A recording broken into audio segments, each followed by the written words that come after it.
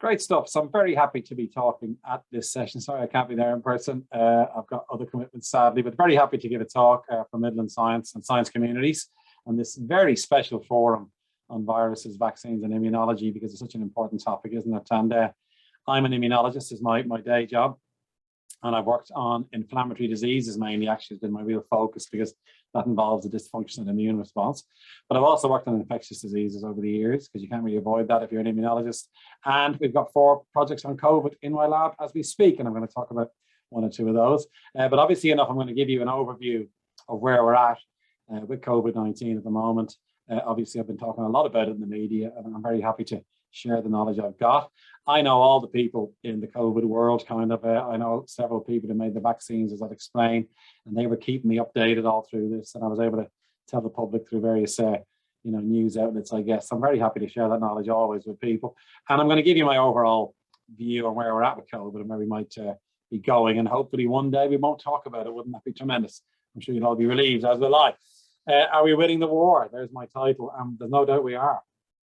And we've seen tremendous progress. And one big bottom line is science has delivered. I mean, the science behind those vaccines is quite remarkable, which I'll be describing briefly.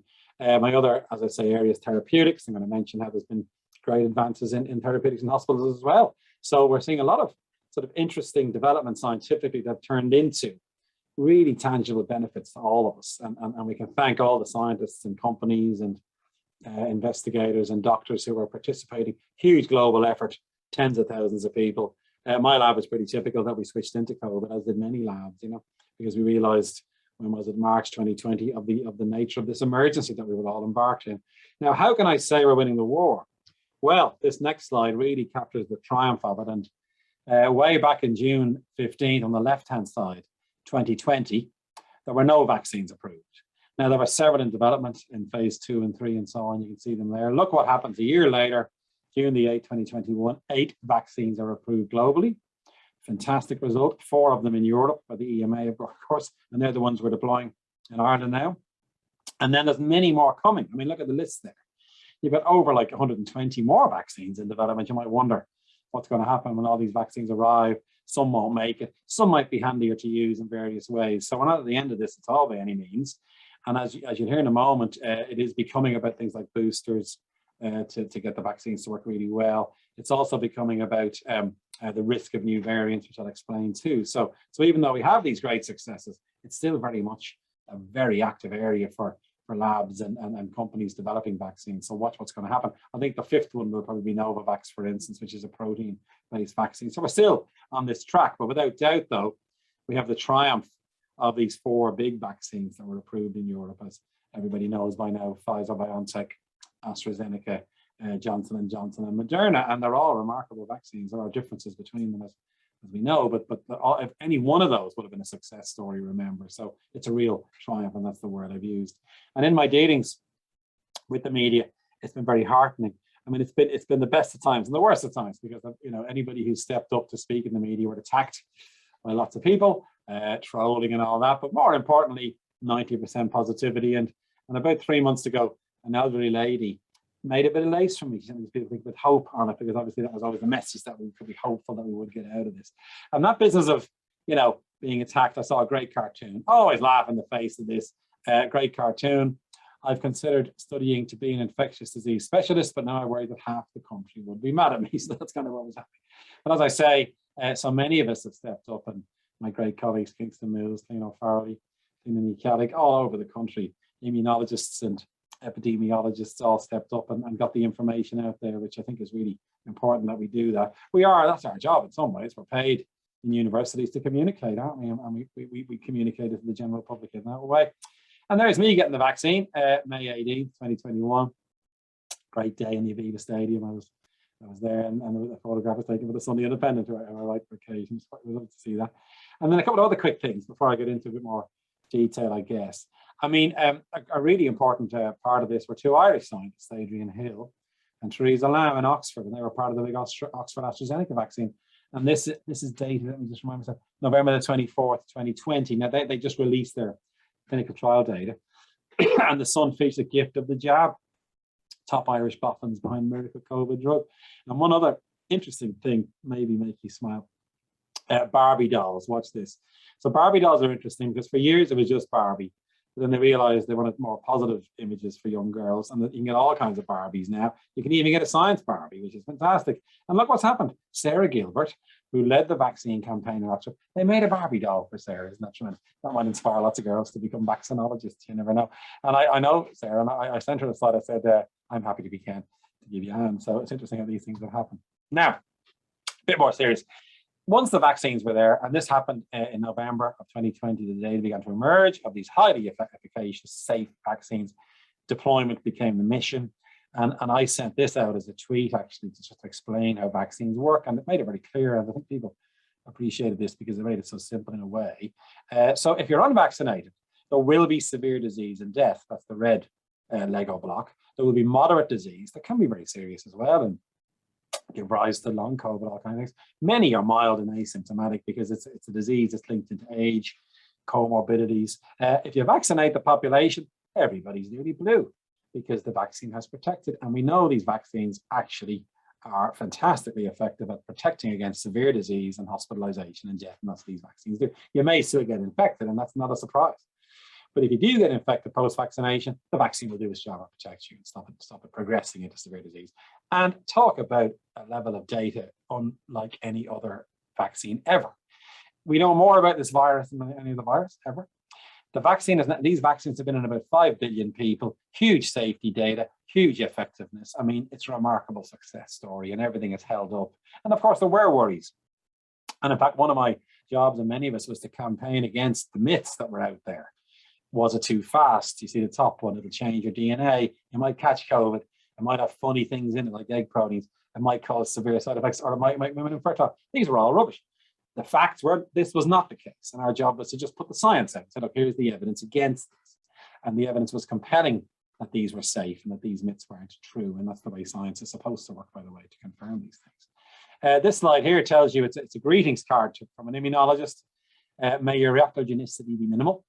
Your neutralizing antibody titers high, your T and B cells differentiated, and memory cells excellent affinity maturation. That's what you want with antibodies, and that's what these antibodies have delivered. Now, remarkably, our country performed hugely. We're number one, or in the top 2 or 3, it does move around slightly, at the rate of adult vaccination. There we are. This is about 3 weeks ago. 90% of the over 18s. I think it's 93 now, although it could be corrected, but certainly a very high level of vaccination in Ireland. And look what's happening. It's tremendous. It's saving people. It's stopping our hospitals being overwhelmed, especially with Delta, because Delta is much more transmissible. As a result, the dose is higher, more severe disease. If we didn't have the vaccines, our hospitals would be overwhelmed with Delta because it had changed from the original virus. So again, a great thing that we should all be very proud of. And now the next question is vaccine sharing. We must get the vaccine out to developing countries. They need it desperately. There's many people unvaccinated or vulnerable there. And there's the risk of new variants cropping up, because every time the virus divides, there's a risk of a new variant, and that may be different. That might cause problems in terms of transmission, as we saw with Delta, more severe disease, and even dodging the vaccines. And that means we go back a few steps. We can still make a vaccine against a variant, but there's a risk of that. So we must get vaccine equity, and we must proceed with that. And here's the variants. You're all familiar with them. Delta is the one that's now dominant. It's been dominant on the right-hand side there. It's been dominant now for a few months. No more variants have come in, which is a good sign. This may be, you never know, as bad as it's going to get, although we don't know that, but still, there's good news that the vaccines are holding up against Delta. And this slide really captures this. This is the effectiveness of the vaccines against Delta. Over 90% efficacy and protection against hospitalization and death on the right-hand side. So now you will see breakthrough infections with Delta, but they're not progressing, or at least as massive, 90% massive protection, by the way, in the vaccine business. So it's great news that the vaccines are holding up. And there's a cell to show you. This is the memory B cell. This is the cell type that the vaccine brings out. And this goes into your bone marrow and waits. And if you get infected, it gets mobilized and makes loads of antibodies to neutralize the spike on the virus. So we know enough. That was actually a memory B cell. I got this from publication a few months ago, taken from an 80-year-old woman who'd been vaccinated. Now, the other question we have, apart from the variant question, boosters. Now, as we're watching this emerge and evolve and develop, there is a need for boosters. There isn't a need for them in the general population. That's a Lancet paper. So for most people, the vaccines are holding firm. But the evidence is, although they're still very protective against risk of death, they're waning slightly against severe disease and hospitalization. especially in clinically vulnerable people. And this is the case with Pfizer and AstraZeneca particularly. And there's less protection against severe disease in people over 65. And what's happening is there's about a 20% waning happening 6 months out. Now, what does that waning mean? It's 20% less effective at protecting against severe disease. It's still 80% of the people would be protected, but 1 in 5 who otherwise would have been protected, maybe it's waned, and then there's a risk of disease in those people. And so we need now to give boosters, and that's what's happening. And there's great data from Israel. They were the first to see this waning event because they vaccinated with Pfizer earlier than other people. There's a 3-week gap actually in the Pfizer protocol. That might have been too short. 4 weeks looks like it's better. You get a stronger response. And maybe that's why Israel has had an issue more than other places, possibly. That's something that we're discussing. But now they're vaccinating everybody again, 3 million people, and the immunology is remarkable. They've got 10 times the antibody level after the 3rd shot compared to the 2nd. Huge boost. Again, this is expected with vaccines. Some vaccines are 3-shot vaccines. For example, hepatitis B. Some are even 4 shots because that really gets the immune system going. You get this thing called affinity maturation with every shot. And that means the antibodies have high affinity and they're very mature, which means they're very effective. And now we know in Israel, the boosters are working great. They're reversing that trend towards increased hospitalization in certain groups. And that's really good news. It means the boosters are working. And look at this, there was an 11-fold, the bottom line in that slide, 11-fold decreased risk of infection in the over 60s after boosting, whereas before boosting, there was a 3-fold increased risk. So this is a waning. So we know that this is working, this booster campaign. And now in Ireland, in England, by the way, let's put this one in, they're starting their campaign, everybody over 50. There's the timeline. So by the time you get to January, everybody over 50 is going to be boosted. In Ireland, we're beginning our campaign, of course, people over 65 in care homes, the over 80s. And I think we should move to everybody over 60. Because of the evidence of waning in people over 60, it makes sense. And we want to protect everybody as much as we can. And it wouldn't surprise me when we see that recommendation. I'd certainly be an advocate for that. Some studies are showing maybe over 50, actually, I saw last night, but we don't know. Certainly the data at the moment is over 60s, 3rd shot, especially with AstraZeneca, because that's the one that's waning a bit more than Pfizer. Still protecting a lot, but it's still waning slightly. So that makes scientific and immunological sense. And we may end up, by the way, with a green vaccine to stop any strain or any variant. It's very strong, and lots of efforts are underway to keep developing better vaccines, which are down the track. And we may see boosters with variants, could be Delta. You use a vaccine, it's quite straightforward to make these vaccines. Now finally then, before I wrap up and give you my view where we're at, where we're going, the other bit that I'm more interested in my own lab works on inflammation.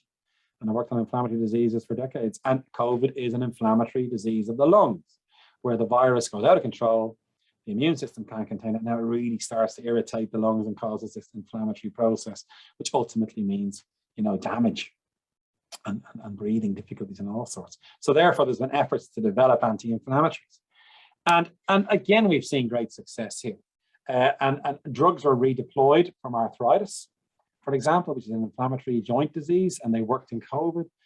Other drugs that were there years ago were tried again, and new drugs have been developed. Now, this is a list of drugs that have been approved in various countries, and these are being used in Ireland as well, that are showing efficacy in terms of damping down the inflammation. Of course, what I'm talking about here is if you're unlucky enough to get infected, there's now options in hospitals to treat those people. And that's fantastic. And there will be people getting infected because the vaccines do the vaccine efficacy does, we see breakthrough there. People are unvaccinated, and make sure you get vaccinated because it will develop into severe disease, the risk of that. But still, there are therapies. Dexamethasone, that's a steroid used for years. I worked on that as part of my PhD, actually.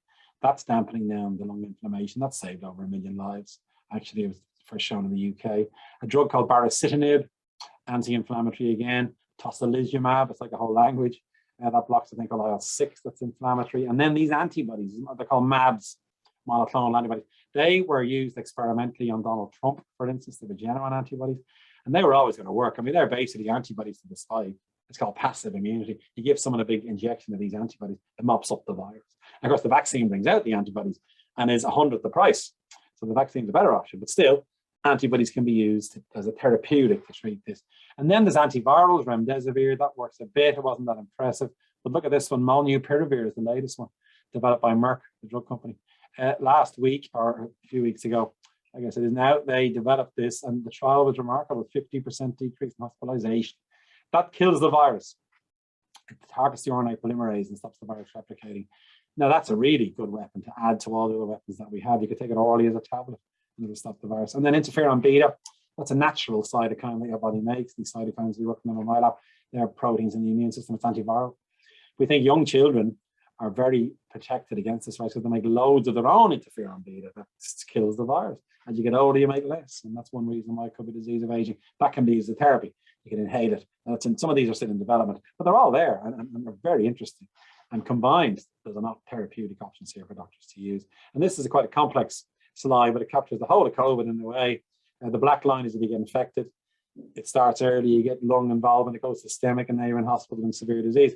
It's the inflammatory phase is the one that the therapeutics or the anti-inflammatories you see there are being used to treat. Of course, early on, you want to give antivirals to stop the virus, and then the vaccine prevents disease. And remember, vaccines are always preferable because prevention is always better than cure. Now, finally, the possible scenarios that we're facing. There's no doubt immunity is building up in the population, as would have happened in the medieval times, because that's the way the immune system works. It gives you immunity, it protects you, provides immunity. And it's building up. It's fantastic all over the world. We're getting natural immunity from the regular infection and the vaccine, which is the safest way to build up immunity by far, which is great. So this is the way out, of course, is through immunity. Therapies improving. Issues around access and costs are in our minds, but we have these therapies. Essential to get the vaccine out to all countries. Vaccine equity, we call that. And then the boosters will be needed for the older and the vulnerable people. That should be done in parallel. So the goal really is get the booster campaign going and give your other vaccines away and make sure that you get them to developing countries. Should be the campaign that is underway now, and let's keep pressing that because it's essential. And then bottom line, we will exit the pandemic. And 80% or roughly 80 to 85% of the world's population has either been infected or is fully vaccinated or a combination of both. When you've that level of immunity, the virus can't really spread because there's big gaps between two people who aren't immune. They can't really spread between them and that kind of thing. So, we're heading towards that 80% level now. Of course, we are. That's the entire population. And we're very close to that. So this is the way out. And then the pandemic ends. And then we'll go endemic, and it's almost endemic already, which means it'll still crop up from time to time. But we'll vaccinate the vulnerable like we do with flu every winter potentially, and then we will have therapeutics in hospitals. Finally, I would say this in maybe a couple of years to come, if you do medicine in university in the infectious diseases chapter, after malaria and TB and other coronaviruses, it'll be COVID-19. It will say this is a preventable disease with vaccines. And it's also a treatable disease with therapeutics, and then that's the way it's going to be. So there's no doubt that's going to come. And of course, there may be slips along the way, but we're heading in that direction. And the big thing we have to thank for that, without doubt, is the vaccination campaign is the number one reason. And then finally, my new book is coming out, I'll plug it briefly. My new book is called Keep Calm and Trust the Science. And if we trust the science like Spock, we'll live long and prosper. So thanks very much.